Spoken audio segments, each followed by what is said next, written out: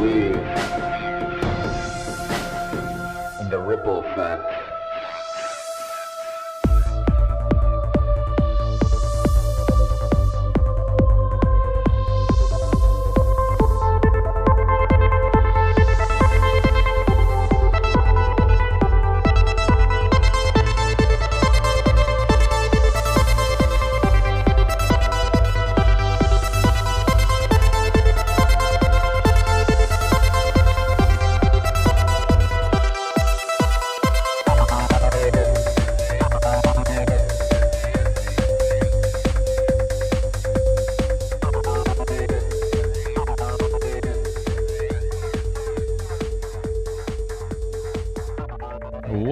What's up? Another episode of Ripple Effect Podcast. Of course, I'm your host, Ricardo Fernandez, also known as Ricky Fernandez, and a great episode for you today. Today we have returning guest, Dave Zed. He is a wealth of information and knowledge, and every time I talk to him, we always get into these deep, interesting conversations that make you reconsider the world and how it works.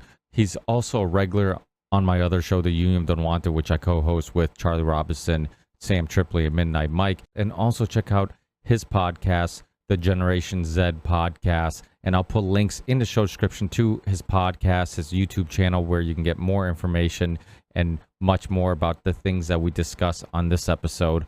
And of course, before we get to this episode and this discussion, I have to remind you guys, this is a Value for Value show. If you get some value out of these discussions, please consider giving some value back. I try really hard to bring you the most interesting guests and the most interesting topics and discussions. And in return, all I ask is to take a little bit of time out of your busy day to rate, review, and subscribe to the show on all the platforms I'm on. And I'm on all the video platforms besides YouTube. I do have a clips channel there, but you can't find the full episodes on YouTube. You'll be able to find the full episodes on Band.video, Rumble, Rockfin, BitChute, and many others. And the audio is available everywhere minus Google Podcasts, because for some reason, randomly, I got banned off Google Podcasts. I'm still trying to figure out why and how do I get back on, but I am still available on iTunes, Spotify, and all the other podcast apps like Podcast Addict. So please take the time to rate, review, and subscribe to the show on all the platforms I am still on,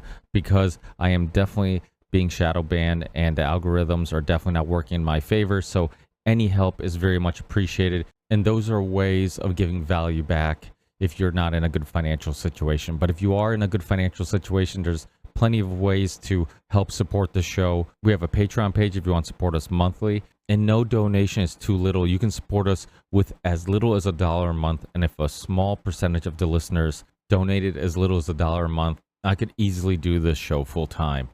And other ways of supporting the show is also checking out our merch store. We have hoodies, t-shirts, mugs, hats, and much more. So please check out therippleeffectpodcast.com for those links.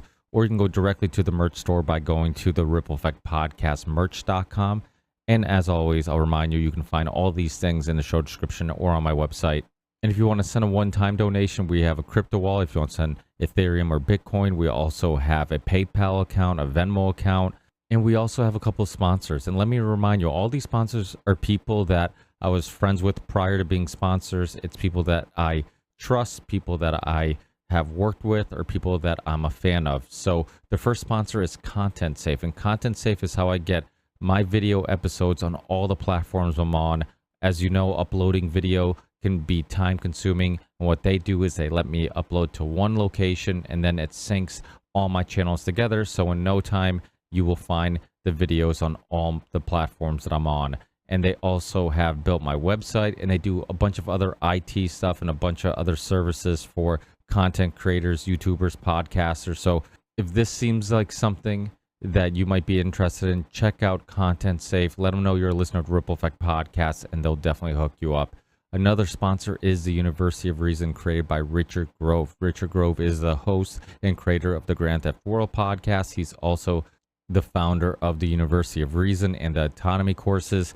And if you feel like you're at a crossroads in life, if you feel like you're a hamster on a wheel running in place, check out the University of Reason. And when you do, please use the links in the show description or on my website, and you can help yourself and the Ripple Effect Podcast at the same time.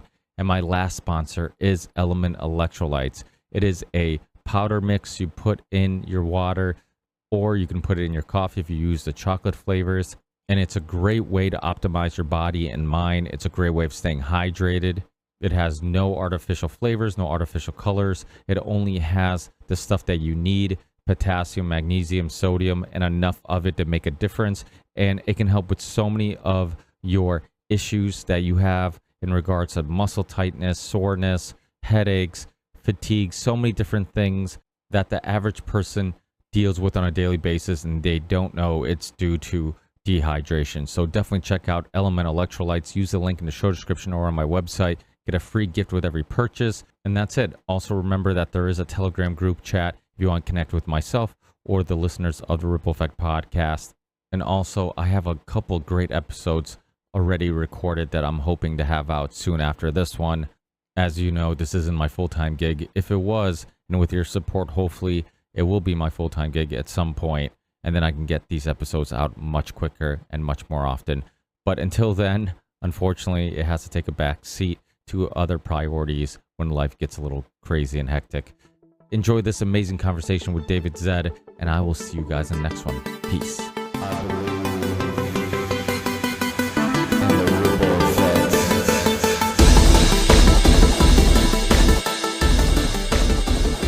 What's up, Dave? Hey man, what's happening? How are you? Good, you? Good. Thank you so much for inviting me on, by the way. I always love coming on, so thank you so much. Oh, dude, it's my pleasure. Every time you're on the Union of Unwanted, it's always mind blowing. Some of the stuff. I mean, it really is amazing how, because I've heard you on other shows, and I'm not sure we got into any of the appearances on the Ripple Effect podcast or the Union of Unwanted. I don't think we've gone too much into your origin story and your background too much, but I know that like on Grimerica and some of the other interviews, like just checking them out and listening to you and knowing that like you basically just learned everything on your own. And I remember Graham asking you like a little bit of your origin story, and like Right. I didn't know all this, and they were amazed that you're just like, I taught myself basically. I wasn't formally. I appreciate it, man. To me, it's more, and I'll say it when we start, but it's more, unless we've already started, but it's more, for me, it's more spiritual than anything. And then from there, the math and the equations come from there, and then the building comes from that. Well, you know what? Let's start here. Let's get right into that, because Sure. that's a good place to start. Like I said previously, I think on some of the other interviews, we might have jumped right into some of the topics you're intrigued with and haven't really gone deep into how you got intrigued with these topics and Sure, what yeah. on this path. So maybe let's start there. Let's talk about how, because it was somewhat recent, I think, right? And a lot of the stuff was, I don't know, like you were saying, maybe a little bit spiritual. Maybe you felt like there was a Yeah. I guess say it in your own words. Yeah, how did it all happen? Sure. So if you're interested in a quick 2-3 minute ramble about like the origin story of how it went down, which I appreciate, by the way, what happened was approximately 2 years ago, as of the time we're having this conversation, 1.5, 2 years ago, I had what people could call, perhaps you could say, either an abduction experience or maybe it was a dream state experience. There's a lot of evidence to suggest perhaps that it was not physical so much as perhaps what's been called, psychotronic or what have you. But essentially, I had a very, I guess you could say, interesting experience with you could say an abduction type scenario. And the following morning, from after I had basically woken up from that, I suddenly had I felt different, not in a bad way, but I suddenly had a very keen interest in physics, chemistry, engineering, optics, that kind of stuff. And I said to myself, I said, what's going on here? And basically, when I started to look, for example, and I know this may sound crazy to your audience. So as I said on Ricky's show back in November, when he graciously had me on, I'm not looking for anyone to believe me, just to be open to what I'm saying is all. What ended up happening was that I could look at equations in quantum field theory and electrical engineering, chemistry, optical physics, and they would start to show up as visuals in my head in a way that they didn't before. And so what happened was that from there, I spent, even to this day, I probably spend about anywhere from 5 to 6 days a week at least, because for me, I love it so much at this point. But I spend probably about anywhere from 4 to 7 hours a day working on papers if it's not a day where I'm in the lab or something like that. But what happened was that I basically started to realize, okay, after I started my podcast, looking into things like, quantum physics, potential extraterrestrials, interdimensionals, all this kind of stuff. I said to myself, I go, it seems as though I've been also utilizing the show to not just help educate others, but myself as well. So why don't I try and develop something myself? Where I was at the time was in a big backyard, open field kind of thing, and it was in more of a significantly more of an open land place in Canada, and it was certainly not in the province of Ontario, that's for sure. And basically, I with a couple $1,000s and some things from the hardware store from Amazon, uh, and a handful of what you could call electrostatic particle accelerators, I essentially developed what you could call a gravity field that was essentially, for lack of a better definition term, detected, if you will. And within about, I don't know, 5 to 7 days of that occurring, I started getting emails from people from out of DARPA. These are all things, by the way, Ricky, when we're done recording, I can show you, just so you know that it's not nonsense or anything like that. I can even show you a little bit more than that if you like afterwards. But basically, what happened was that I then presented a couple of times via Zoom call to some very, let's just say, well-known individuals and figures, some of whose names have been public for many decades, others whom are just coming out now, and some still not known to the public. These are elements of the Department of Defense, and I presented to them, and then later on I was flown out to then go do a proof of concept experiment in one of the laboratories of these individuals, and it was conducted, and basically I had to make a choice, which was, did I want to sort of work underground for the rest of my life, or try and take a significantly less amount of funds, but try and take a unique approach? And I tried to do that approach, which is that I've done my best to not limit myself in a legal sense. There are certain things I could not get around in terms of this device that I built is a great gravity propulsor, but if you turn the thing horizontal or sideways, it becomes an EMP coil or rail gun. And so it puts even normal guns out of business. So I understand the concern for the weaponization of this stuff. Hence my push on, say, my Patreon, for example, to induce a more metaphysical understanding of all of this, because I think ultimately what we're seeing here is the conflict between, do we bring this stuff out and just sort of see what happens, or will it be kept hidden? And I think there's a way in particular to bring some of this stuff out, but at the same time not upset any of the military industrial complex elements. Well, you're going to upset some of them regardless. But what ended up happening was I presented both via Zoom, via other certain encrypted calls, and then in person to various elements of the DoD. And long story short, since then, I opened up a company called SALT, as I talked about previously when I came on your show in November.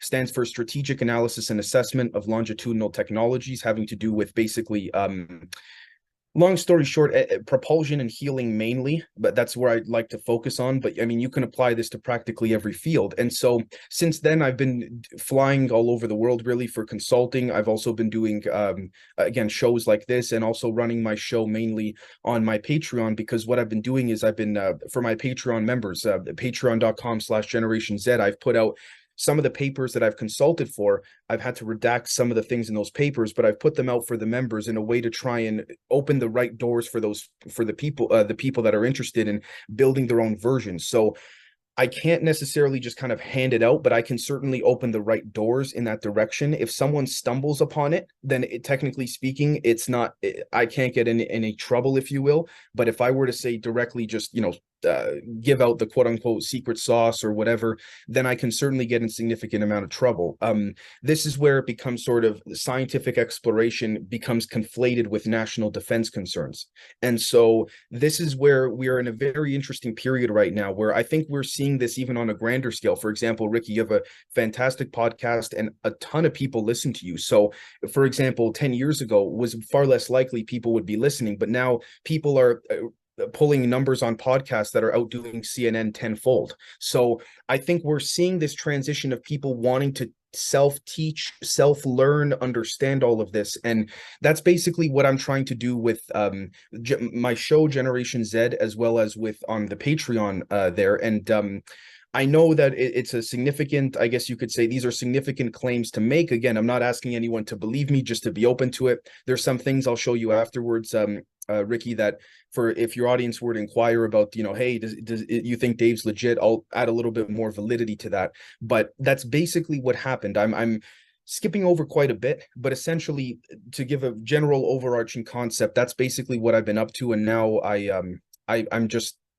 so in it that I'm out of it sometimes. But yeah, that's basically what's been going on. Developed more than one device after the initial one, continued from there. I have about 6 or 7 patents at this point, and so I'm kind of happy with that. And that's basically it. I'm trying now on the Patreon specifically to we do one-on-one calls, we do Zoom calls multiple times per week where we have, for example, discussions like this. We have people on our thing on our in our community that are working with lasers in their basement. I'm trying to show people that there's more than one way to skin this cat, if you will. And what I mean by that is, if you will, tap the ether. And if I may say, to give one final wrap up of all of this, to take a conceptual example and bring it into a practical application, think of, for example, gravity being the birth child in a topological sense of electromagnetism. And what I mean by that is, when one meets certain conditions electromagnetically, there's a new energy that comes from that. When the vectors are summed to zero, we can call this 0 point energy if you like, you create what's called either an electrogravito effect or a gravitomagnetic effect that then comes from the electromagnetism, we could say, conditions. And so what happens there is you then have a situation where it's very similar to the divine masculine and the divine feminine. If we think of the electric permittivity of the ether or the vacuum as the divine masculine, and we think of the magnetic permeability of the ether or the vacuum as the divine feminine, when a male and a female are intimate, they birth a child. If we think of that same concept, but in a scientific, energetic, and technological sense, it's of my opinion that gravitational fields can be generated from such. So that's basically what that's led me to and all of that. Yeah, well, without a doubt, there's something about the universe, or I shouldn't say something, because that would narrow it down to one. There's many, many things about the universe we don't quite understand. And Right. I think we have a very limited just ability to understand the Right. electricity, the gravity, like all these things. I mean, and that's the other thing that I constantly say on the show is like everything's a theory. Like this is what we think. There's nothing that's Right. actually 100% provable, because we can find out that things work drastically different than we assumed. And throughout history, there's plenty of examples of that where go ahead. I was going to say all this stuff, to your point, Ricky, all the things that have been discovered quickly were rushed off into either extremely compartmentalized military departments, to the point where some individuals in the military don't even know the departments or compartments exist, and no one's even overlooking them because it's been layered with secrecy and lies for so long, and or it's been covered up by corporate America for private interest purposes. If I may say very quickly, my whole view as well, we have a situation, for example, like we know Linux is open source software, but there's also different versions of Linux that you'd have to pay for. So this is my objective in an attempt to try and bring some of this stuff out while also not pissing off everybody. So yeah. Which is really the best way of developing things. Personally, I think I agree with the open source idea, and just let people modify it and maybe find other ways of profiting. There's a great documentary called OS Revolution, Open Source Revolution, and it's about how, all the initial programmers and all these people wanted all their work to be free, all their software, everything they were programming wanted to be free. Right. Corporations came along, they're like, no, we need to, make maximum profit, and you can't just put the stuff out there. But really, like, the origin story of these great developers were like they believed in a world where you just share the stuff, and then Right. you could pay somebody to modify the program, but the program itself would be free. So that is kind of, and when you look at like Nikolai Tesla, I think that's why he's constantly being brought up, because a lot of these concepts that are now becoming things that people are entertaining much more. It's not just supernatural, or not just fiction, but people are like, okay, what's funny? This reminds me of something Tesla did, or something Tesla said, Yes. or and Yes. was he a huge influence of yours? And how does some of his theories on the world tie into things that you've discovered? Sure, I can tell you that I certainly stand on the shoulders of people like Oliver Heaviside, James Maxwell, Nikola Tesla, Max Planck. Actually, I would even go as far as to say Einstein to a degree. It's of my understanding now that I've been exposed to some more things that Einstein did in fact have a unified field theory before his passing. It was classified. For example, I think that when we look at the work of Nikola Tesla, there are certain things, for example, that I discuss on my Patreon that are certainly reminiscent of such. For example, the idea of using the earth and the grounding of the earth as a battery itself. I'll go as far as to say, because a lot's happened behind the scenes in a positive sense since this past November, in which I'll go as far as to say that there are certain elements and concepts that exist in particle physics that do not exist within electronics and electrical engineering, that if one were to apply those, then you begin to have an entirely new phenomenon that the schools themselves have not taught. And that is exactly what Nikola Tesla was working on.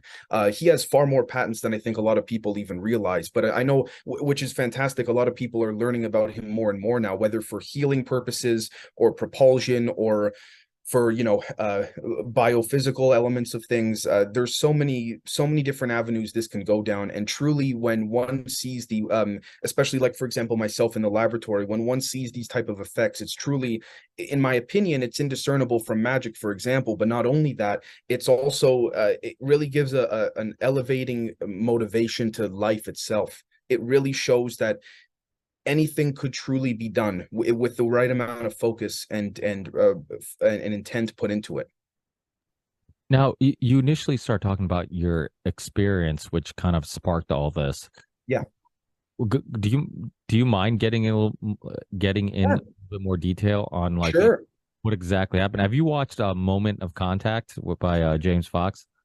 Briefly, but not extensively. I can tell you that, for example, my experience is that basically I remember being, if we can, again, I can't, it's based on the memory itself. It's not easy for me to discern if this was something physical or more dreamlike, but I remember being taken upon what was a very bright type of craft scenario or environment. And essentially this blue being of energy, if you will, probably significantly taller than the average person, was doing something, not invasively, but was doing something to the right side of my brain in particular. I fell back asleep from what I could remember. Next thing I knew, I woke up that morning, and then rest is history in terms of what I just explained. That's the farthest extent to the detail I can go down into. Now, between you and I will tell you there are certain people at the as a matter of fact, certain people at the DoD and other elements as well that have said to me, "Are you sure? You'd be like, you should be careful, discussing that, because you can look like not necessarily like the healthiest, mentally healthiest person out there."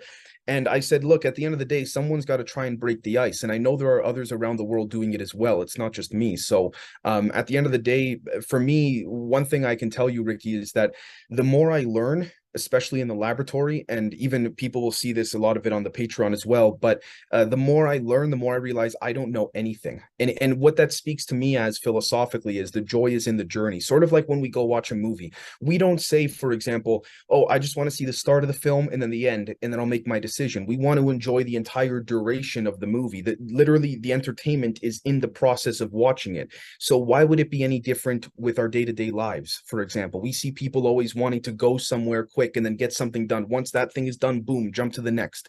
Why can it not be an approach that could be taken both metaphysically, philosophically, and then applied literally, scientifically in the laboratory to then generate things that our ancestors perhaps generated as well? Like, for example, with the pyramids or, Coral Castle, Ed Lascalainen, all that kind of stuff.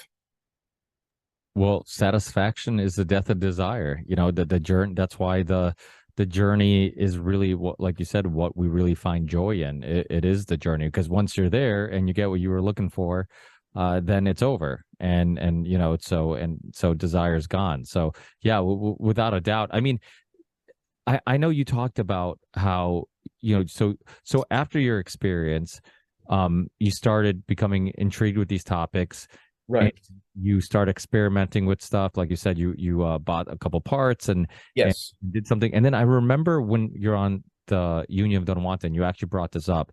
It seemed like a couple other people on the show have either heard of stories similar to this or Right. personally experienced it. But I remember you bringing it up, and everybody's like, "Yeah, yeah." And then it's like you set off an alarm or something, some sensor. I think I had discussed it. This was around Christmas time approximately, and I think I had brought up this people having experiences that were vortex-like, in reality, and they were like, yes, the vortexes. And I would say, whether it's a gravity wave or in a dream or an astral projection, if you will, I would say those vortex like scenarios are vital. Yeah. Well, so you created something that possibly got the attention of the government or some type of agency or organization. I can tell you with certainty, multiple. Yes. Yeah. Yeah. Yeah. And so do they is that like a part of what they look for? Is that like common for them to basically search out for people? Oh, I will tell you that domestically, it's far more common than people think now that I've gotten to see what it is, and I've kind of pulled my way. I've really established myself in a position I'm comfortable to be in. Yes, yes, it's more than there for people that don't. For people, let's put it this way: there are people whose job is dedicated many hours every day for years on end to go online and look and see who's potentially tapped this perpetual motion over unity free energy stuff where you're getting far more coming out than what you're inputting into a device, who's potentially tapped any type of gravitational breakthrough, if you will. And I can tell you, I'm not the first one to have tapped this stuff. It's the fact that there have been others in many years prior that have tapped it. For example, Mr. John Bedini, if you want to, the Bedini over unity device, things like that. For certain, there are, and depending on the if you want to call it the institution. When I say that, whether it's the CIA, other various elements of the DoD, you name it, the intent very much differs depending on who you speak to. There are certain departments and people within that really want this stuff to come out, but their hands are tied. There's others that don't want this to come out whatsoever.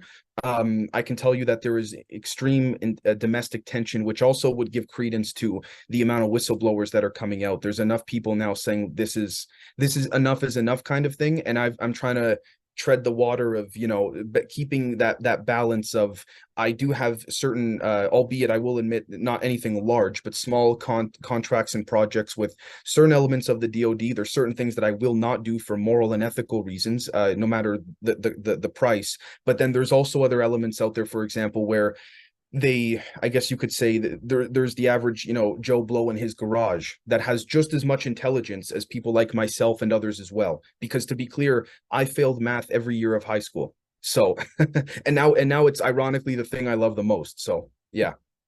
Well, I always say the things that we get, or that the subjects that we think we don't like in school, a lot of it's not because we don't like those subjects. It's because the teachers either bore us with the way they teach it, or they don't explain why it's important to our understanding of ourselves or the universe around us. And if people start saying, hey, math is a way of understanding Mother Nature, it's a way of understanding the supernatural, the whatever, then it's like, oh, okay, now instead of just looking at it as a silly thing like that's boring because 1 + 1 is always 2, and there's nothing creative, or there's no sense of imagination in this, because that's what turned me off about math growing up. I was the same way. I'm like, to me, I was much more intrigued with stuff that involved creativity and imagination, and math didn't seem to be involved with that. And then, like you said, as you discover that, like, okay, now there's like some people believe there's math and you can use math to understand Mother Nature, and there's like all. Well, if I could add very quickly, one of the things that we do on our Patreon, whether it's an episode or a paper I put out for the members or our Zoom calls, is I try to show people, one of the things that I do is I say, okay, when they first join, I go, what are your interests in particular? Some will say music, some will say art and all of that. What I'm trying to do, if I may show here very quickly, and I do this not, forgive me, not in a how do I say it, in a bragging manner or regard, but for example, certain equations like this, very complex type stuff, what I do is I try and act as a translator, in the sense of showing them you don't need to run these. I do it because I love it, and because I really want to go a deep dive, nose dive right into it all. But in terms of understanding this stuff, you can interpret it visually, you can also interpret it musically, and I think that's one of the biggest threats to, I guess we could say, certain elements of corporate America in particular, as well as certain elements of corporations in Europe as well, because ultimately it's what I try and do with those that sign up on the Patreon is I say, what are your interests? And then I try and shape the understanding of this technology and science to their liking. And then they begin to have more and more aha moments without even having to run a number. But then at the same time, they don't even realize themselves they're thinking in such a complex manner, but to them it's so simple because of how they interpret it. If you're someone that's passionate about music, I guarantee you, Ricky, there's a way to interpret this musically. Someone's interested artistically, there's a way to do that as well. Without even realizing, people are now enabling quantum field theory thinking, knowledge, and applications. For example, with some of the things I'm trying to do with my community as well, to be able to then understand that, again, our ancestors, they were not running what you could call metric coefficients or Ritchie tensors or all this kind of stuff. Our ancestors were not doing that. They were drawing on cave walls, and they were doing certain things that were like, okay, how did they induce this effect, or how did they get the rocks to cut this way, or what have you? I can tell you right now, this goes right back to certain elements that exist in particle physics that were discovered in the 50s that did not make its way into the public education system in Europe or North America, particularly within electrical engineering. So if I may end it with my little ramble with this point, we know in physics, there are four known forces: the strong nuclear force, the weak nuclear force, electromagnetism, and then gravity. We have yet publicly been able to unify these forces. I can tell you privately, they found this stuff decades ago, like Feynman and Wheeler had it icing on the cake and they got it decades ago. The question is there a fifth force that unites the other four? Now, may I also note as well that this is half of the Kabbalah, for those that are familiar. Not only that, but if I were to say, for example, if I were to take this, the same example that we're sticking with here in a visual sense, and I were to now take a look, if I were to redraw the same thing, except this time around, I were to draw an opposing set, for example, to look like this, this would be also your pine cones kissing at the 0 point, as it's been called quite often. And if I were to draw some arms on this thing, that is your plasma squatting man on the cave drawings. Our ancestors have been trying to tell us this for eons, in my opinion. Not only that, but if we go back to the concept of this visual right here, sticking with just half of it for a moment, if this fifth force, the question is, what force is this? Some say it's a spiritual one, some say it's us, some have said, there are these, for example, longitudinal waves that exist that have not been discussed in any public academia at all. Hence why when people get recruited, they've been recruited because they cracked it themselves. What ends up happening here is, notice when you think of the dual slit experiment, does this not remind us of a laser beam and the beam splitting, which is what you need to do to induce the dual slit or interference, quantum entanglement or enablement experiments? And it is exactly that. So I think what's being called quantum today is just a reshaping or relabeling of something that's always been understood at, dare I say, a very occult-like or esoteric level. And what I mean by that is a very secretive level where things have been completely, how do I say, off the books in terms of this understanding. So you'd have, for example, certain individuals within the military that know about this, but they work alongside people that have no idea. And then the conversations in terms of how things would work, the conversations would be had at some guy's house. So there'd be no documents to prove any of this stuff. And so it then gets funneled to corporate America. So you can't even get a FOIA request on it. And then boom. And then you can officially say, no, the United States government doesn't know anything about it, because technically they don't, but corporate America does. You see? So that's, yeah.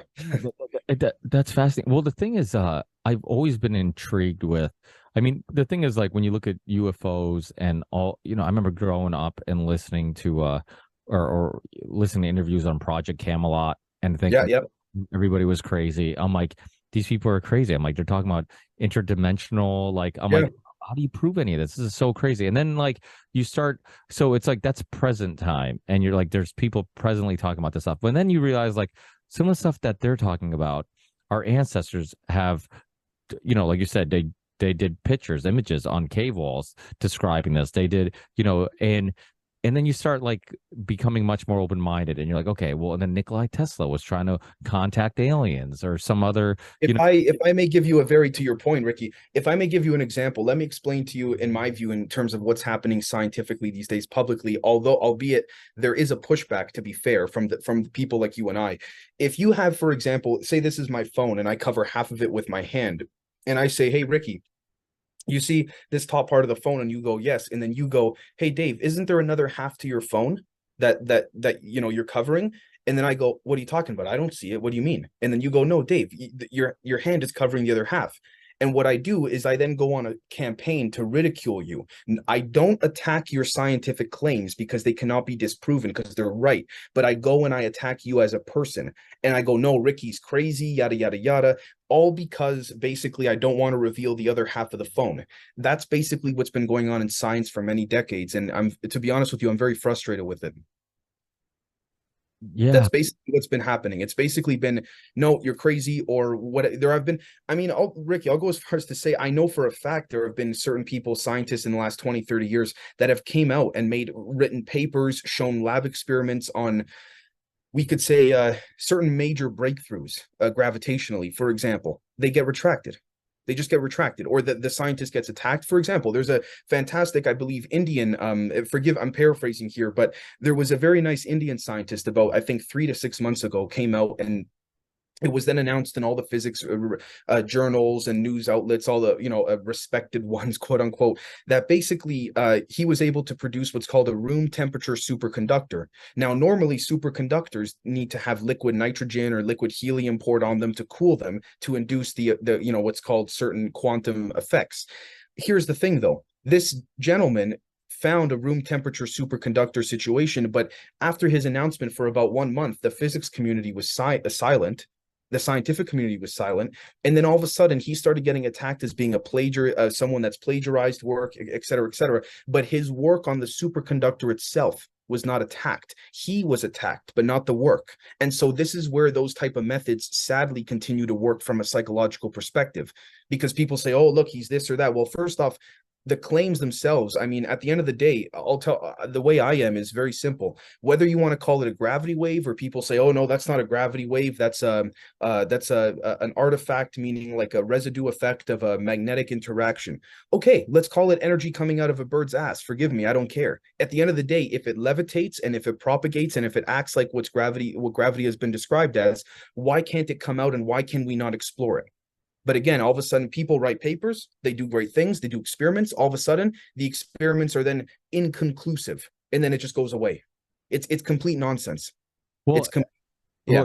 You ever watch the documentary Plan Obsolescence, the light bulb conspiracy? Yeah. Yes. That's another great documentary. And you see anybody who has any breakthroughs or does anything against the grain or anything that hurts big business, get suppressed or demonized. And then there's also like to make your point too, like past guests I've had on my show, like Rupert Sheldrake, another guy who has a study that shows that there's some type of connection between mice, right? And possibly, this could also prove that similar connection, conscious, a connection, whatever it may be, energy connection, that maybe humans could be very similar. They've done studies with like dogs, and like, okay, the owner has come home at different times in a different vehicle, and the dog still senses when the owner comes home. And for people, I'm sure people have heard me talk about Rupert Sheldrake before, because I think his experiment is very interesting. The idea of like mice learning a maze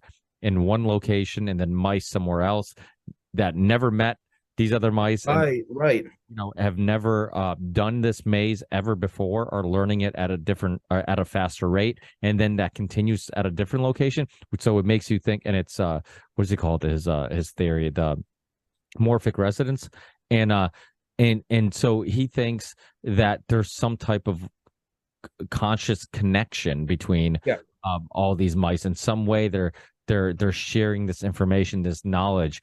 And it's funny because I had this past winter, I had this experience where I had these mice or rats, whatever, trying to get in the house, and I spent like hundreds of dollars, like trying to figure out a way to kill these rats. Right. so smart. Like I'm like, how did I kill one? And then another one has some way found a way in the house. And I would try to find out how they're getting in the house, whatever. I'd kill one. And then it's almost like they were sharing information like, hey, this is how we're getting in. So then like months from now, another one would get in the exact same way. I'm like, how are they finding out how to get in the house? So it was like it was so weird. And then I got a cat, right?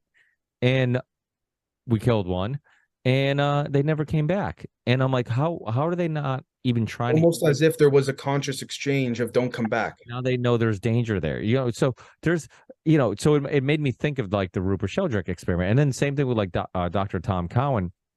Yeah. His view on water, because like he has this idea Yes. that like, okay, water is a non-intelligent thing, right? And I forget what he calls it. I could even play the clip from when he was on my show. I had him on with Dr. Jessica Rose last time because I wanted her to kind of pick his brain a little bit. Right. Dr. Tom Collins been on my show before, but if he says something that doesn't make scientific sense, I'm not intelligent enough to call him out on it. So I was hoping Dr. Jessica Rose, would bring a little bit more validity, validate his views a little bit by pushing back and then him having a good Right. for it.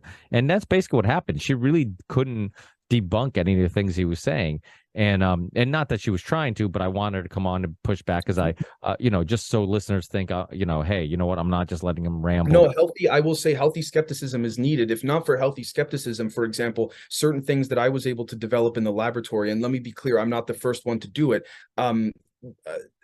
Yeah, you need to verify. You need to verify. Like, I've used, for example, certain accelerometers to verify certain gravitational waves and all of that. I couldn't agree more, to the point where it is, again, I want to be very clear, this is of my humble perspective and view, that basically all of what you just discussed there has been verified, but on a classified level, in terms of there is in fact a way to not just model, predict, but also in real time observe, not just with rats, but even with humans, in real time thoughts in a multitude of methods, not just one way.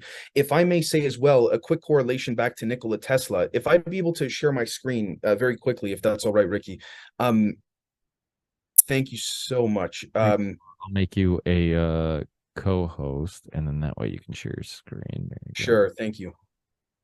There, thank you so much. So speaking of, if I can make a quick correlation back to Tesla here, think about, for example, we know these Tesla plasma balls, you buy them, 30, 40 bucks at the store, whatever it is. Think about this as the planet itself, and the planet as actually an electrical capacitor. And within the center of the planet, what's been called, the Nazis call it the black sun. Some people call it the Schumann resonance, the Earth's heartbeat, you name it. The farther away you get from the core of the planet, the less you're going to feel those effects of the Schumann resonance. Just like the farther away you get from a person, the less you're going to feel their, you could say, their aura, their vibe, their biofield, their pheromones, you name it, which is, completely, it's not really acknowledged per se, but it's certainly there. And what happens is sort of like when people say, oh, I'm getting a vibe about a particular room or, group of people or whatever. Now imagine the surface of this as being the planet. And imagine these plasma strings, each having a unique frequency to them, in which are tethered to each and every one of us uniquely. Now imagine, going back to the example you gave of the rats and all of that, imagine the communication method were to run through, say, the center of this. And the communication method goes at, by definition, at light speed. It is of my humble opinion, this has been found, it's been modeled, calculated, it's been proven in the laboratory, but it has been since classified and covered up. And so I think there's a way to bring this out whilst also, again, keeping the intellectual property things of certain major corporations very private and quiet. But I think that this fundamental understanding in general should not be hidden in and of itself. So when we think of that and people say, oh my gosh, well, for example, let's play devil's advocate, this is complete nonsense or whatever the case is. Well, let's give a very simple example. When people talk about, oh, I saw, let's say, a ghost or a spirit or whatever it is, think about the idea that from the perspective of the ghost or the spirit, it has not died. It is a person that is in its, from its view, the physical world, reliving a certain event because of some type of trauma. But what it is viewing outside of that environment, to the rest of the world, the rest of the world is ghost-like. But from our view, we are material and that one person is ghost-like. This gives rise to, for example, the film Tenet or something like this. Now, a practical example is the idea of, think about carbon monoxide in the garage. Everyone believes in it. You know, it's just acknowledged as being there, but for some reason nobody questions it. We say, oh honey, you know, the car's on in the garage, you know, carbon monoxide, I got to open the garage door or whatever. No one questions that. But the second you start using the terms ghosts or plasma or whatever, people go, oh, I don't know. This is where, very humbly, in my opinion, there's a significant cognitive dissonance amongst the masses, because what is the difference when you really get down to the perspective of all of this? What really is the difference when we consider the possibility that, as Richard, you don't have to take my word for it, but as Richard Feynman and John Wheeler proposed, a positron is an electron going backwards in time, but from the perspective of the positron, it's going forward and the rest of its environment is moving backwards. But from the perspective of those in the environment, it's moving forward and the positron is moving backwards. So no one is right or wrong. It depends where you as the individual are observing that particular experience by definition. So when people, like, you know, Schrodinger's cat, is the cat dead or alive? Both, but neither simultaneously. This also speaks to what's been called quantum superpositioning. It really is, it's dependent on where you, the observer, are. So to give one final example, and I'll shut up. Imagine, Ricky, you and I are going on a road trip and we see, say, a UAP, UFO. In terms of whether it's human or not, or ET, that's for a different discussion or whatever. But you know, there's crypto-terrestrial, intraterrestrial, all those kind of interdimensional. But say we see a craft in the same spot geographically. You see a cube craft. I see a triangle craft. Who's right or who's wrong? Neither of us. Neither. Because you are interpreting it in a way that your mind, soul, and brain and all of that can interpret and comprehend, as am I. Or perhaps the craft itself is creating a situation where it wants me to see a triangle and you to see a square. So ultimately, we both must agree that we could potentially both be wrong or both be right. So that's basically I'm reminded of a quote by Dr. Niels Bohr, one of the they named the Bohr atom, I believe, after him, if I'm not mistaken. This was probably 100 years ago, if not more. He said, if one doesn't realize that everything we call real are made up of things that are inherently not real or material, then one hasn't understood quantum physics yet. And to me, that really spoke to me. So we think of this idea of different types of solids, liquids, gases, etc. The theory that plasma is the fourth state of matter. Well, as you get lighter in density, by definition, it becomes more and more like a laser beam or a light. So there, in my opinion, there is something there. Yeah, well, that's the thing. Like, everything's perception, and it's Right. our brain, it's our senses, our limited senses, trying to make sense of, you know, Right. around us. And it's not, you know, what is reality can be subjective, and it can be different, like you said, to different people. That show Brain Games, I used to like that show because it kind of highlighted how a lot of stuff is our brain and our senses, like, kind of assuming things, right? Like, it's Right. a lot of times it's, you know, they talked about how, for example, like when you see a door shut, and then if they delay the sound, if it's close enough, your brain will make them happen at the same time, because it knows it's supposed to. And it's like, so it's interpreting things for you, you know. And it was just like a example of, like, you know, just, I mean, they were just over and over again. It was a show that it could actually trick your brain while watching it. And a lot of, like, things like time and space and sound, like, a lot of this stuff is like our brain and senses interpreting things.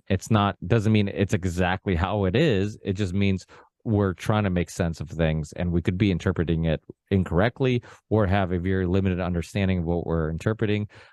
So yeah, that's all super fascinating. And, you know, so I mean, there's so many things I want to ask, like, just your opinion on, like Sure. for example, like, have you followed the Malcolm Bendel story? I know we talked about it briefly. Yep. Are you familiar with, like, his technology, what he's I've looked at it in extensive detail. Yes. Yeah. and what's your opinion on it? Do you think there's and also, what's your opinion on because when you're on the Union Unwanted, I think you were on the episode when we were talking to Graham. He's Graham and the Grimerica guys are really close with Randall Carlson, and they were talking about Randall Carlson saying that he thinks Joe Rogan would release the episode, and then all this conversation came out afterwards about him saying it's too controversial to release, and he hasn't released it. Right.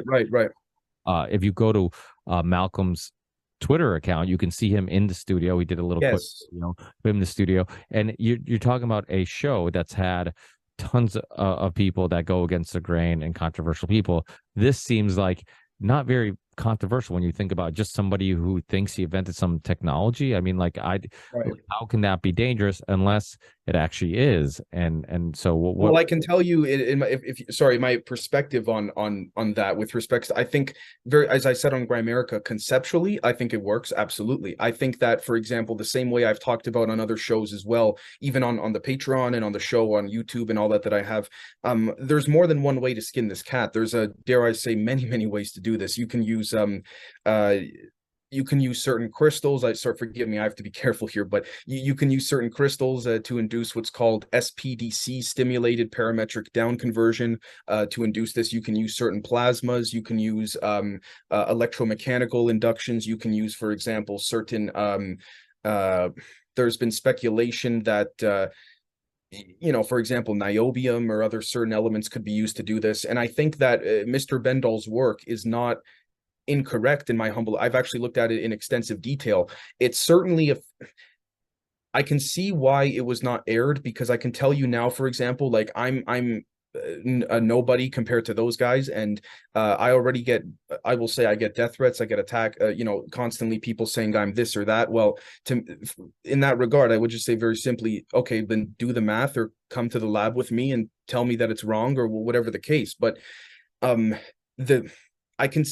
to a degree, I could see why it was not released. I'm trying to ultimately look at both sides of the coin here. With that said, it's I do think there is something there without a shadow of a doubt. Absolutely. When Randall Carlson talked about explosion via implosion, I couldn't agree more. You're dealing with negentropy. And you're dealing with the negentropic process of nature, which is basically the core of what this is essentially. Whether it's one of the unfortunate things, or fortunate, depending on how you view it, is that by tapping, say, a healing mechanism in this regard, whether it's through Malcolm Bendall's work with plasmas and other things, or with other people's work with lasers, or with certain other metals, or things like that.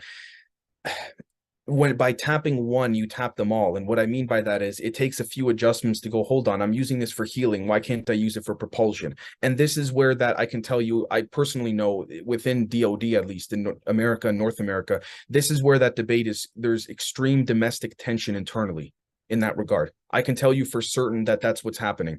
Now, as to why Rogan didn't air it, that's I can't speculate on that, but I could see why there would have been this hypothetical internal debate to bringing it out or not. It's interesting. Yeah. Well, if doing your experiments caught some people's attention, and if Malcolm Bendall has some type of technology that makes us rethink the world, or would put industries out of business, or would open the mind to developers into looking at this, and then maybe spark a new industry, a new way of looking at the world and whatnot. Like, why wouldn't that catch people's attention the same way you did? I mean, so but what's very fascinating is how you have scientists, right, and people developing technology, which we think future, right? We think this is technology, and then we have people like Ben from Uncharted X and Graham Hancock and Randall Carlson, who study our ancient ancestors. And what's crazy is, like, the two roads seem to be crossing paths. Mm-hmm. You know what I mean? Like, it's that's why I drew what I did before. Yes, I couldn't, if I may say very quickly, to address all of that in order.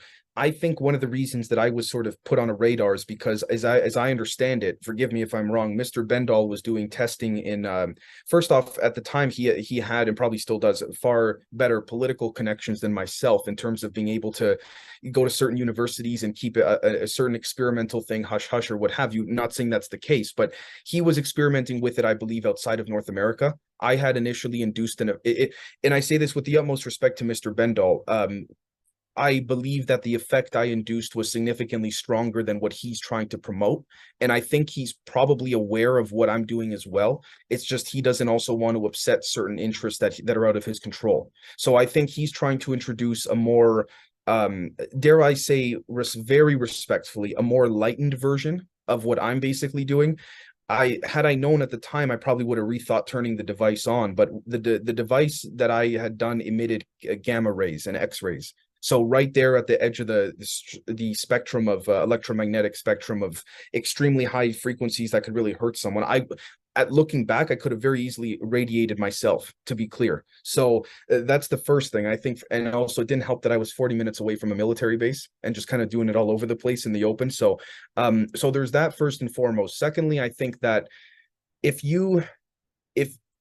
one has the right connections that are built over time, whether one comes from academia or not, with the right amount of money and connections, you can find out about this stuff without a doubt. I mean, you look, for example, at Mr. Bob Bigelow Advanced Aerospace Studies. He admitted on CNN, I think in 2012 or 60 Minutes, something like that.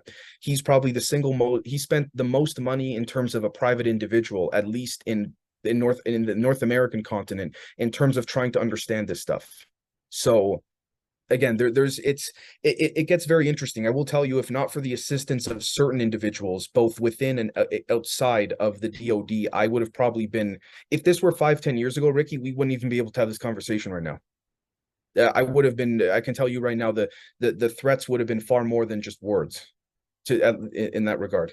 Do you think that they feel like they could only suppress this information for so long that's why they're letting people openly talk about it? Yes. Even with the UFO stuff, same thing. Like they're publicly discussing it, where before it was, this is where they're putting themselves in a corner. And what I mean by that is there's encouragement in looking into the quantum physics angle of things in every aspect of life and science. But by divulging what quantum physics really is, which is also why, in my opinion, which I hate too, them throwing around the word quantum all the time and not knowing really what it means past a certain point. By explaining what quantum physics really is, you're giving up the secret sauce of this type of energy and technology. And so you have an issue with national security and then the scientific enterprise kind of conflating. And this becomes to a degree I understand, because at the end of the day, there's certain things I can tell you that even I've been grateful enough to have been exposed to, that if, for example, a terrorist were to get their hands on it, it's game over. And I hate to say it like that, but it's true. But then there's also the angle that we should not allow that fear factor to continuously keep all this quiet, because at this point, I mean, based on what I understand, just in terms of modern history, we're running not just with our cars, but in many other things, as cell phones, you name it, we're running off of a 130-40-year-old system. So yeah. So because I can't remember which Weinstein brother said this on the Rogan podcast, but it was a very interesting point and something that I haven't really thought about. But this idea that, like, we look at technology like it's advancing at this crazy rate. People are always like, "Oh yeah, technology," and is this what Eric Weinstein, when he said quantum physics is like a startup company that hasn't been able to ship a product for over 50 years? It might have been, but I agree. But he was making the point that you look at, like, you take computers out, right? Processing power of computers, like, technology hasn't changed that much. And you just brought up, like, cars, for example. Yes. Like, we've been using the same technology forever. So it's like we keep, because of computers and because of TVs and screens and that type of technology advancing, we think that, like, it gives us this illusion that, like, oh yeah, we've had all these breakthroughs and we've technology, and it's like, really, just about everything else outside of that hasn't advanced much at all. Well, to your point, articles are written, technical papers are done, they're circulated around academia, and then all of a sudden it goes away. I can tell, and I could tell you it's either military. Well, the military first and foremost, I know firsthand because of when I filed patents. The military has first inside access to all patents filed because they check. I can tell you right now, they do check whether it's in Europe or North America. That's for sure. In terms of in general, this type of stuff. One thing I can tell you that I wasn't really able to comment on last Christmas time, but I can do so more now is something called MHD, magnetohydrodynamics. This idea that you can have a self-sustaining system that is that utilizes magnetism, electricity, and liquids. It's also been referred to as sonoluminescence. Let's put it this way. It's so strong, you get 100,000 photons in 50 picoseconds. And I know that's an insane claim to make, but it's been calculated by Richard Feynman, John Wheeler, that there's enough energy in the ether or the vacuum, approximately the size of our hands, to evaporate the world's oceans if you could get all of it up in there. And that it was initially thought to be an artifact or some type of miscalculation of the mathematics. But then when it was experimented on much later, it was shown that no, this is actually legitimate, and hence the reason for the cover up as well, because it's so powerful, but in a beautiful regard. It could be used for terrible things. It could be used for beautiful things. And that's again, that's one of the reasons on my Patreon, which is I'm trying to show that there is a moral and ethical obligation that has to be had with understanding this stuff, because it can be weaponized quickly, unfortunately. But yeah, we're running off of all these incredible we could say progress-oriented technological and scientific discoveries are made, articles are written, but we never see it be brought into our day-to-day life, even industrially, not even commercially, even industrially. So when Eric Weinstein says that quantum field theory is like a startup company that has never been able to ship a product for at least 5 decades, I couldn't agree more, because it is of my opinion, and that by revealing what the secret sauce is to bringing a unified field theory, which is an understanding to all of life, if you will, into Einstein's general relativity, you then reveal what is considered national security, because you can then have someone with small amount of funds in their garage to build exactly that, and then you can't control it. So what I think we're going to see, for example, is some of this stuff will be brought out, but I think what we're going to see is sort of whether it's with communication, quantum communication, or with magnetohydrodynamics. I think what we're going to see, for example, is you're able to buy the car, but you're going to have to rent the magnetohydrodynamics battery version. You're never going to be able to own it. And I think that's one of the angles that's being taken here. Now, we can discuss in a separate conversation if that's for better or worse. But I think ultimately, you're going to hear terms like environmental heat extraction or all this. These are all covers for basically what's already been tapped many decades ago regarding zero-point energy. You can call it like how Puthoff calls it zero-point energy. Salvatore Pais, the UFO Navy patent gentleman, he calls it the super force. People like Jack Sarfati call it the EVOs, the exotic vacuum objects. I think these are all different paths to the same finish line. So there's more than one way to make it. And I think for better or worse, the avenue we're going down will be, we already have in Canada some companies already trying the whole buy the car, rent the battery. So I think that's going to be one way to attempt to control this stuff. I don't know if it will succeed. Now, when you look at, and like I mentioned before, it seems like, some people are looking at this, the scientists, the people who are discovering this stuff, they're looking at it as like a new discovery. But then when you look at like the people who study ancient aliens, or not ancient aliens, but ancient history, they find that like some of these things could have already been discovered and lost time, and we're not discovering these things, we're rediscovering these things. And yes. So do you think sometimes you hear about the Freemasons, and you talk about math and you talk about all these things, Freemasons seem to have a lot of theories on math and think that it's like some magical thing. Well, for example, 47th problem of Euclid or Pythagoras' theorem. Yeah. Right. And look at their symbol. I mean, right. And if I'm being honest with you, Ricky, sorry to interrupt you, I think that at the much higher echelon tiers of Freemasonry, Mormons, all these different groups, I think there is indeed a fundamental understanding of all of this. Yes. I think that the Freemasonry symbol itself is, there is no way that this doesn't interconnect with the occult. Let's put it that way. The geometries, whether we're talking, via Kerr's principle or Fermat's principle, or with azimuth angles, or when one takes, for example, all four polarizations of the photon to induce a dielectric angular momentum in the vacuum or the ether. All this stuff goes right back to what our ancestors, whether a cult or just ancient ancestors, were trying to tell us.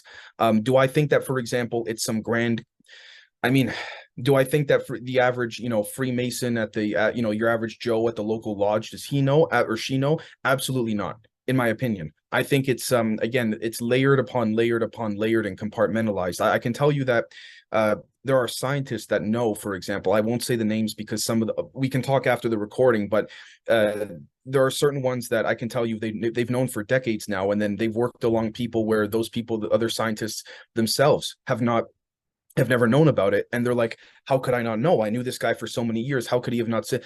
Again, because there are NDAs that are signed, there are threats that are made, there are clearances some have that others don't. It's as simple as that. And again, unfortunately, the idea of stigma and propaganda has worked so well. I can tell you that there's information on the internet that's public, that's not classified, but when compiled in a particular regard, it becomes classified. When assembled in a certain order, it becomes I know that for a fact, but yeah, yeah. So looking back at some of the things we're talking about, some of this lost wisdom or understanding of the world, do you think some of these people, like the Knights Templar, the Freemasons, do you think that they have a greater understanding of the universe and they're suppressing that information for whatever reason? What do you think is the intriguement with, like, you look at Hitler trying to find UFOs and wanting to, all this stuff, like what was he looking for, and why did he think these things existed? Was it because he, Sure. I think, yeah. Go ahead. No, I think honestly, and again, this is just my opinion with respects to some things that I've seen in the laboratory and other certain, I guess you could say, people I've spoken to and what have you. I know this may sound ridiculous, but it's also in the numbers and the equations when one sees it. I think at the higher echelon, the extremely higher echelon levels of these type of groups, there is knowledge. I think what this comes down to is what comes with this knowledge is also realizing that you are, dare I say, the power or the source of everything. And so of your reality, which speaks to manifestation and all, but also the fact that you can choose to do with it as you wish. So it becomes what's called in military terms a dual use weapon, if you will. You can use it to heal people and help, or you can use it for personal gain, for example, right? The idea that, and I'm just going to use myself as an example, very humbly, as humble as I can. A couple of years ago, a year and a half ago, I could have taken the decision to shut the show down, go work at some underground facility, et cetera, et cetera. My intuition told me not to do it, so I decided not to. So it speaks to that idea of choice. You have that free will of choice. And I know that these upper echelon groups do understand this. They certainly understand it very, very extensively, and they choose who they can tell about it and who they don't tell. And to people that say, well, you're telling me, Dave, that, this whole secret could be kept, or for example, it could be kept so secretly. Well, certain things, yes. Other things have been stated so blatantly in plain sight that people just don't believe it. And that's sometimes the best thing, is to hide it in plain sight. And then people just don't believe it. Or for example, what if I told you that gravity, one way of forming gravity may come from what we know to be electrostatic effects, a super advanced or fancy version of me and you, Ricky, standing in front of each other on the carpet in this room here, and we have two big elastic bands around our legs, and we start scraping our feet on the carpet, and we touch the doorknob to give a shock. What if that shock is, when scaled up, can potentially induce a gravitational effect? You see what I'm saying? So this is how in some cases it's hidden in plain sight. So in your personal opinion, what do you think, like when you look at the pyramids and some of the these things, these structures that we can't really explain how created, like do you think any of the technologies or understanding of the universe that you've uncovered and you're learning about and researching, do you think any of those would explain some of those structures? To a T.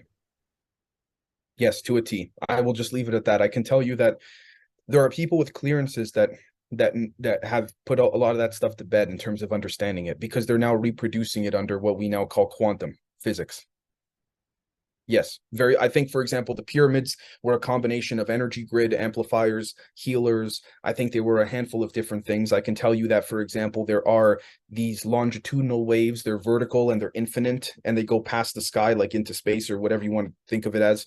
Um, which has given rise to what's called loop quantum gravity. But basically, there are these longitudinal waves that exist, in which I also named my company after, that have not been taught at least in the North American literature at all. They were taught in the Soviet era, but then after the Soviet Union fell, they were not, as I understand it.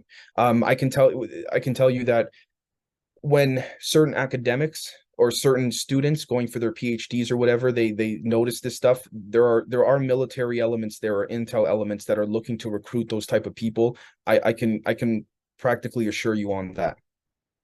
So yeah, I think, sorry, go back to the pyramids and ancient stuff. I think these were just different versions of what, because what's beautiful about this energy, Ricky, is that there's so many ways to tap it. You use plasmas, you can use sound, you could use light, laser beams, electromagnetism. I think, and then from there's new effects in like a topological sense that, as we discussed about an hour ago, that come from this. So I think that our ancestors understood various versions of this at various points in our past, in our ancestral past, and it's just now being relabeled as quantum.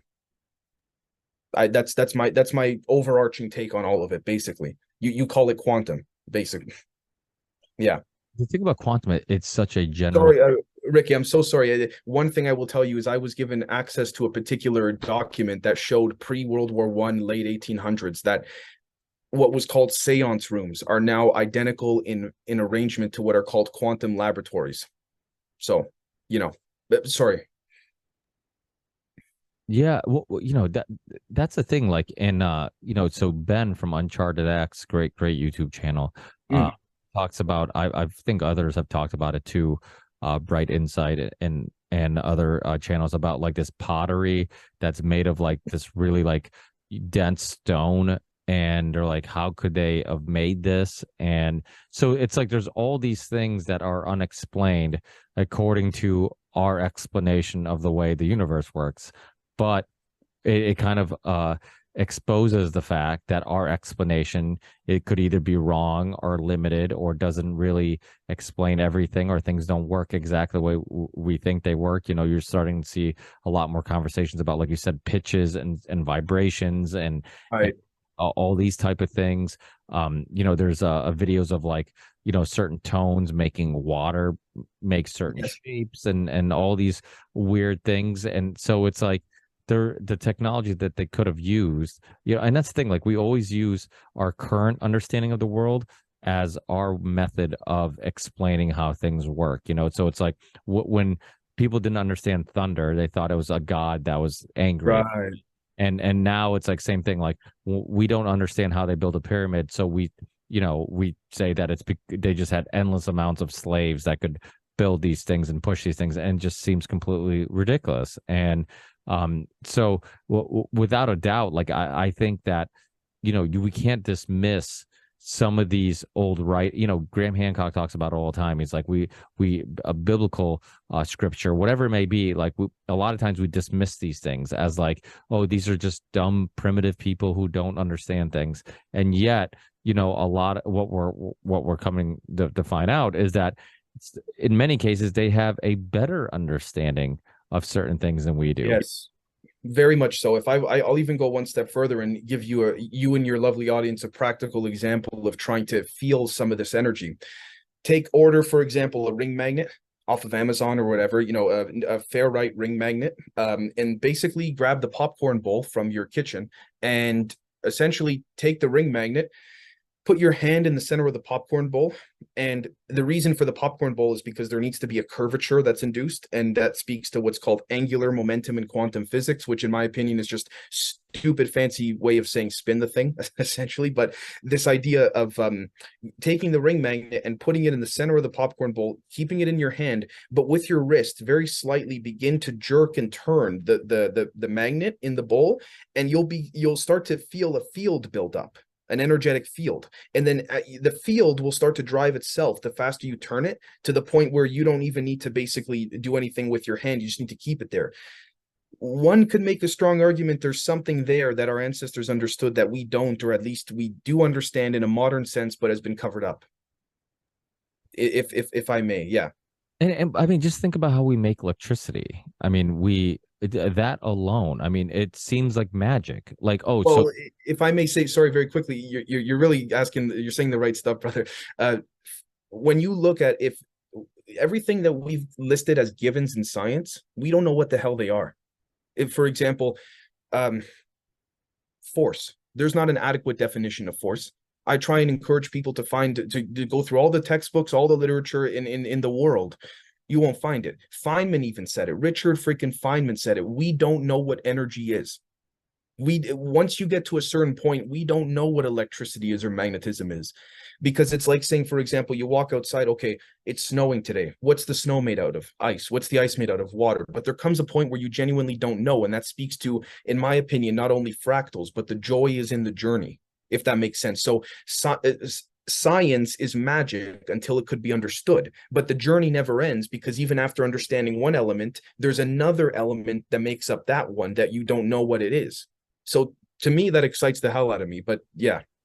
well, it makes sense, and what you're saying, it makes perfect sense, because we understand things at a level, or we think we understand things at Right. a level, we don't keep going to further down the rabbit hole and breaking it down. So like you said, and I've heard you use that example before, and it's a perfect example. Okay, so it's a snowflake is made out of water, and then it's like, okay, well, what's water made out of? What's those elements made out of? How do you keep breaking it down, and then to completely understand something, and yeah, Right. it's wild. I mean, it's like that saying, I think I'm saying it correctly, like two fish are talking.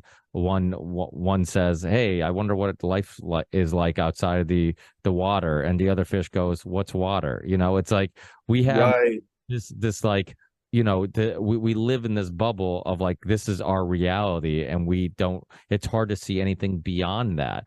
But when you look at, like, even growing up, I would hear stories. I was born in Portugal. My parents, my dad's not a very supernatural person at all. He's not, Right. he's like a typical Catholic, where he goes to church every once in a while and whatever. Right. But and he says he has faith and he believes in something, but that's as far as it goes. He's not like this. He's not constantly reading about, but he had some weird things happen to him growing up that, he would explain to me, and he's like, "Yeah, that's what happened." I'm like, that doesn't sound like believable to me. And he's like, "Well, I can't really explain it to you, but that's what happened," and I would always look at these supernatural things like ghosts and all this stuff as like Mhm. just so silly. And you would always look at it as like, okay, this is something that like religious people are making up. But now, when like, it almost seems like the supernatural and the spiritual and the understanding of the world, and in regards to scientifically, like, again, this is kind of like roads, like crossing paths again, like similar thing. Right. Like like I find myself being like, okay, this new understanding of the universe, where you're much more open-minded to things, actually validates a little bit of the supernatural world. Like Is there yes. there's dots that you can connect there, and this makes sense to that. Like, when you look at like we talked about Rupert Sheldrake, and then the DNA water thing, about like looking at water, or just looking at Right. things as like there's some intelligence there. We look at things as like just material, but like there might be something greater there, a deeper If understanding. Go if ahead. I may say very quickly, Einstein, I'm paraphrasing here. I believe it was Einstein that said this. I'm really paraphrasing. So I believe he had said something along the lines of, if one cannot explain a certain scientific concept to a child, or something in a basic manner, one has not really understood what's going on here. So if I may say very quickly, what's been called quantum locking, or flux pinning, or phase locking, if you will, when particles start to what's called entangle. What if, for example, in whether it's with gravity waves, or with laser beams that induce potentially gravitational or atmospheric effects, or what have you, what if, for example, we think of the idea that what we've been doing with respects to building cars and even, missiles and bombs and all of that, what if this has to do with we've been enabling, perhaps in some regard consciously, like certain people know about this behind the scenes, we've been enabling an effect where the particles are not actually interlocking, or dare I say unifying and making love, but rather fighting. So when the particles clash, they begin to explode. But if you do what's called quantum locking or phase locking, that's as it's been called today, the particles end up, dare I say, this speaks to me in a philosophical sense, making love, if that makes sense. And from that, there is what's called a sinusoidal double helix caduceus-like effect, in which is fractal and reminiscent of our DNA. That then from that, let's put it this way: when you phase lock two laser beams, two photon pairs, from those two phase locking particles comes a new particle, not two, but one, a child, if you will, of those initial two phase locking. And that child particle is much stronger than the other two, which speaks to topology, speaks to philosophy. It speaks to, this is why, in my opinion, when you see Ricky, people like Nostradamus or Pythagoras or, Leonardo da Vinci, these people were not just scientists. They were not just artists. They were mathematicians. They were thinkers. They were, in some cases, alchemists. Because once one sees this, dare I say, underlying knowledge, you can you can apply it to all of life, because it is life, if that makes sense. So it's just, not saying I'm right, it's just the perspective I hold. But yeah. What's your opinion on, you hear these stories about how once we start messing around with nuclear power, all of a sudden we start seeing an increase in UFO sightings and stuff like that. I'd say that's accurate. Why do you think that is? There's different elements, whether, again, there's a very nice paper that Dr. Hal Puthoff has put out called the Ultra-Terrestrial Paper on the different possibilities of what this could be. This could be interdimensional, extraterrestrial. This could be a breakaway human civilization that many hundreds of years ago or thousands said, screw the surface. And if you have, say, a colony of 2,000-3,000 people, you're going to make a lot more technological and energetic progress compared to a population of 8 billion, because you have far less politics to deal with, et cetera, et cetera. I think what we're seeing is, regardless of where the source is coming from in terms of the occupants of the craft, without a shadow of a doubt, there is an extreme interest in nuclear radiation. Now, I think it's because there's no pun intended, of course, being on your show, there's indeed a ripple effect energetically that occurs in other layers that we are not privy to in terms of our optical or five senses capability to detect, but they are there. I think as well, it's kind of like when I know this example has been used before, but like when a zookeeper has to dress up as, say, a panda to then go in the cage and feed the pandas or calm the pandas down or what have you, I think that example is far more literal than people may think. And I say that because the physics is there to support it. It's just, I think when people talk about, I saw someone on the street shapeshift today. Well, it's, in my opinion, if one understood gravitational lensing and nonlinear optics, it's not that difficult to understand in terms of you're taking what could be considered information structures and adjusting them to the perspective of the rest of the external environment in which you are within. So when you start to view things like that, things like shapeshifting and what have you, science fact begins to outstrip science fiction very rapidly.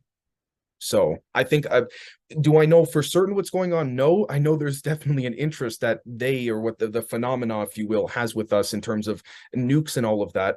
Do I think unfortunately, it's unfortunate that the term nuclear, especially back in the day, is considered dangerous. I think that's one of the things that's also kept people away from exploring this type of technology, because you're getting into particle and nuclear physics because by definition, at the quantum level or the nano or at the Planck scale, it's the very base of what you can call an atom is comprised of in this material reality. So as I said on the Union of the Unwanted a few weeks ago, I'm just a little bit very disappointed that there were discoveries made in particle physics that were not revealed whatsoever. And we're talking World War II period, even before. Yeah, so, Oliver Stone was just on Rogan's podcast talking about nuclear power and all the propaganda on demonizing it and stuff, and how it became just very political. And I think a lot of our technology, that's what happens. Other technology gets suppressed because of industry or, whatever it may be, political reasons. And you brought up cars before. I mean, cars is a perfect example of it. I mean, electric cars, that technology was initially suppressed. There's great documentaries like Who Killed the Electric Car and Gas Right. and Pump and Or even Mr. Stanley Meyer in the 90s, who was able to turn water into gasoline, and then I believe he got poisoned at the restaurant, or that he went to go meet some yeah. potential investors at. He said to his brother that he brought with him, he said, "I think they poisoned me, and if I'm not mistaken, forgive me if I am," he collapsed shortly after and passed away.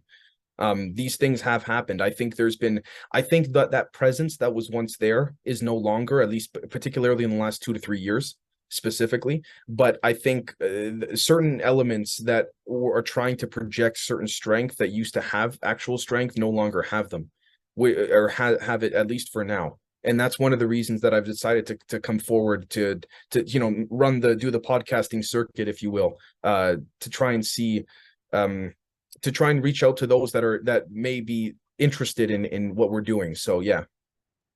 Well, and as we discover that there's a lot of things that we don't understand, things like, because I think when you talk about, any spirits, ghosts, everybody always thinks religion, right? And they think, oh, Right. and religious people will typically, they will use these things to kind of fit in their narrative, Yes. so there's some of that, but we can also look at it as, maybe don't look at it as the religious point of view, and a lot of religious people will use religion and their understanding of the world to explain these things. Mhm. And the rest of us, instead of us trying to find a alternative way of explaining these things, a lot of times we just dismiss it. And I think, it's almost like, well, if I'm not religious, then I can't believe in ghosts. Well, it's like, well, maybe they're not ghosts. Maybe they're interdimensional. Maybe, it's consciousness. Maybe it's, there's all these other aspects of reality that we don't understand. And a lot of times like I said, we try to make it fit in the box that we, in a narrative, or, fit in the box of our worldview that we already have. And we use that to try to explain it. And it's hard to get people to kind of open their mind to like a different worldview, that maybe the way we understand things and perceive things could be completely wrong. And you look at like recently there was a podcast I was listening to. I don't remember which one I was listening to, but they were just, and it was a topic that was intriguing, but I've never really spent much time looking into the cattle mutilation. When you hear about like cattle having like certain organs, like their sex organs taken out, like with Mhm. almost like so precise that you would think it's a surgeon that did it. Right.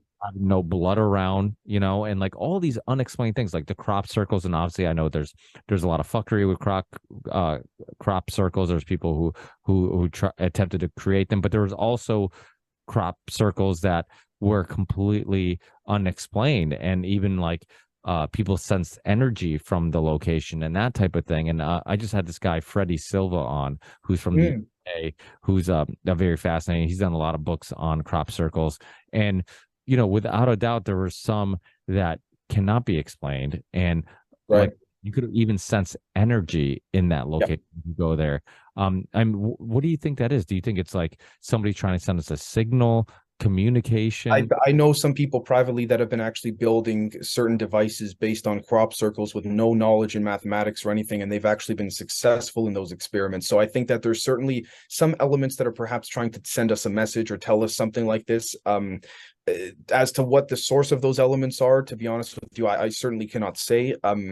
I think, for example, like when you talk about energy and resonance, if I may say very quickly, going back to what we discussed a little while ago in connection with the crop circles, when people talk about, doing studies in with medications or psychological studies, like professional ones, clear cut in labs and all that, they talk about the placebo effect. Well, the placebo effect is extremely strong, and it's something that's just considered to be, brushed off. Why? I've spoken both on the record and off the record to certain neurologists, and they're very frustrated that these placebo effect scenarios are not taken into stronger and more serious consideration, because this may even give credence to for example, the subconscious or conscious communication with rats if you will, as we discussed earlier. I think that some of that energy resonance is detectable via our biofield and is also prominent within crop circles as well. And so I think that's also why we don't. I think this is where, unfortunately, unfortunately for us, fortunately for those that have been keeping this quiet for so long, the use of certain language via that of linguists and otherwise is far more specific and dare I say intended to confuse than many may think, because then if we don't have a word to describe something, particularly, for example, thinking about how time works or how energy resonance works, if one doesn't have a word to explain it, it's like you can give examples, but it's like having a child that's born and you say, oh, I can't wait to go swim in the water with go in a pool with you or something, and the child who's just born has never seen a pool, let alone the color of water or what water even looks like or what water is. How do you explain that? There's no other way other than to genuinely experience it. So I think that's one of the things as well that we're feeling in certain cases of crop circles. It's of my understanding as well that certain it's potential. There's been genetic studies with cattle abductions, mutilations, etc. I remain to not comment on it immensely, and the reason is I'm going to be honest with you, Ricky, that's not necessarily my field, but I think that although there have been fake ones, I think there have been also, dare I say, legitimate ones. Now, the source of those creations of the potentially legitimate ones, I don't know. But I know that, for lack of a better definition, it's when you look at a very nice, what's called, I think, the 6-layer model by Eric Davis and Jacques Vallée, done about 10, 20 years ago on the 6 or 7 layer model to UAP or unidentified aerial phenomenon. What we know ultimately is that the phenomena itself, whether through paranormal, UFO, or any type of means of any kind, it behaves as some type of conscious psychic entity, if you will. Now, that it does have hardware, but there comes a point where the hardware turns into something non-material, as we've been discussing the last hour and a half. So I think some of that is done via intent, whether it's crop circles or otherwise. I think I've spoken to people on the inside that have said to me, for example, that the phenomena, whatever it is always 5 steps ahead of us. It's working on a non-linear understanding of time as well. So this idea of, say, if we have a circle and we were to put certain events on the circle, and then we were to take those events and then drag it out in a straight line, we perceive those events that are on the circle as a straight line. So what I mean by that is we are perceiving, okay, in order to pick up this remote, my hand must reach for it. But it's possible the phenomena is working in a regard that is non-linear. So, for example, picking up the remote that I just did may have actually come before reaching for it. Now, you may think, holy crap, that's trippy. How does that work? That's quantum physics. So you'd be in what's called ideally time space instead of space time, technically. Now, if I may say as well, it's of my understanding that what's called dark matter is just basically a cover for the ether, the vacuum, everything we've been discussing, which is also where, unfortunately, for those that don't have the time to look into this stuff or are very intimidated by where to start, that's where a lot of this sort of blowback is kept, in terms of, just like in Wall Street, oh, let the guys in on Wall Street do what they do, only they know. I wouldn't say so. I wouldn't say so. Same thing with physics, same thing with anything else, in my opinion. Yeah, there's always a concern about the experts and just leave it to the experts, because convincing you that it's too confusing for you to understand or comprehend gives them all the power. Then we just have to have faith that they're doing the right thing and they're not going to take our ignorance or any of those things. I mean, it's very fascinating. I mean, our understanding of just about everything is almost seems like it was correct at some point, and then constantly keep trying to reinvent the wheel, and we get off the right path at some point, and what, either on purpose or somebody or accidentally. But I had this guy Dr. Alan Palmer on recently, and he's a chiropractor, and he talked about the history of chiropractors and the innate intelligence that of the human body. And like this goes back to like almost like some people think it's like religious and occult practices of this idea of like the human body has this intelligence that you can kind of tap into, and chiropractors have this understanding of the human body that is just different than modern medicine, where they see it as like it's a intelligent thing that can heal itself, fix itself. You talked about the placebo effect. I mean, basically that's basically kind of what it is. It's this idea that if you think you're supposed to feel better, then you can actually make yourself feel better, and chemically you can quantify and see how things are happening. And it's not just and it's not just you imagining that you're feeling better. You could actually chemically and physically something happens and you actually improve. And I heard an interview with John Stockton recently about how he was talking about this chiropractor he had that fixed his ankle in like 2 days. He was walking, while everybody else who had ankle injuries were they were icing and anti-inflammatory and all this stuff. Right. Chiropractor had this understanding, like if I something about the tissue or whatever, and I put things where it needs to be for it to heal correctly, then your body will the rest, and so there's like, so my point is like there's all these things, these examples after examples and examples. You look at like the knee over toes guy. I know it kind of seems like a stretch. How does this relate to this? But this guy understood that like shoes, the modern shoe, and putting cushioning on the heel has changed the way we walk and train, and we think like we should be on our heels when really we should be on the ball of our feet like our ancestors were, because if you didn't have shoes, you couldn't run heel first. It would hurt. You'd be on the ball of your feet. And so like this technology we call the sneaker really mess up our mechanics and mess up the way we're supposed to run and walk and train, and cause some issues. And it seems like that almost seems to be similar with just about all things, where just like we try to reinvent the wheel, then come to find out our ancestors actually had it right. Like you look at like these sayings, like a gut feeling, like we're discovering now. You get people today saying, oh, the gut's a second brain and has all this importance in the way we comprehend things and feel things and all. And it's like, well, it seems like they knew that, and we kind of dismissed it, and now we're like pretending it's a new discovery when it really isn't. If I could say very quickly, unfortunately, in the next few minutes, I do have to get going, but I just wanted to say that to your point, to basically wrap this all up, which was very well said, by the way. So many people I've spoken to privately have said, I don't believe in this, remote viewing stuff, or I don't believe in this intent or this type of, and I'm not saying that people should, but just to be open to it is all one needs. But then I asked them, ma'am or sir, how do you make your best business decisions when you're negotiating? They go, oh, I go with my gut. So one can make an argument, a strong argument, that there's not really much of a difference between what you call intuition, potentially, dare I say, psychokinesis. I know that's a bold claim, and I know a lot of the mainstream science community starts to go, oh my God, but I can tell you that there are people that are public figures that are well-respected scientists that have clearances that on the inside they've worked on this stuff. There are certain scientists, for example, I will tell you that for better or worse, they come out and publicly say certain things are not possible, while they're also the same ones privately working on the stuff they say is not possible. So I'll kind of just leave it at that, if that's all right. Yeah, that's wild. Well, for people listening who want to keep up with your work, your anything that you're doing, future projects, just keep up with you and all the research you're doing. What's the best ways of keeping up with you?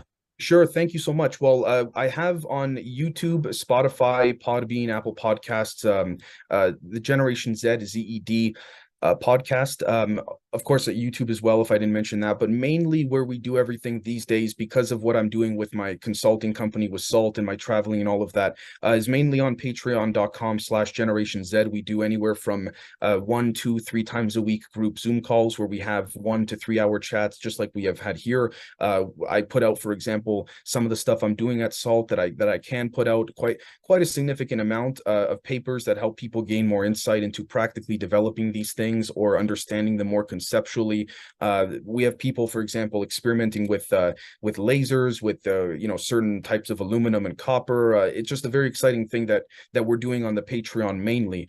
And then in addition to that, I also have a Substack, Dave Zed, Z-E-D, so davezed.substack.com, as well as if anyone wants to reach out to me, they're more than welcome to email me at genzed, podcast@gmail.com. And if anyone's interested in a serious inquiry with respects to some type of deeper understanding or consulting or anything like this, they're more than welcome to email me at saltllc@protonmail.com. Salt is spelled SAALT, LLC@protonmail.com. And I want to thank you so much, Ricky, for having me. And as I promise you, we'll take a look at some things after the recording, so that if anyone inquires to you, you can say that there's a little more validity behind it. Yeah, definitely. Yeah, I think anybody who listens to you speak knows that you're obviously not making all this stuff up, or you're probably the greatest bullshitter of all time. That's actually where it's been at. It's either people have really tried to inquire, or I've gotten, this guy's full of shit. So it's on the end of either spectrum.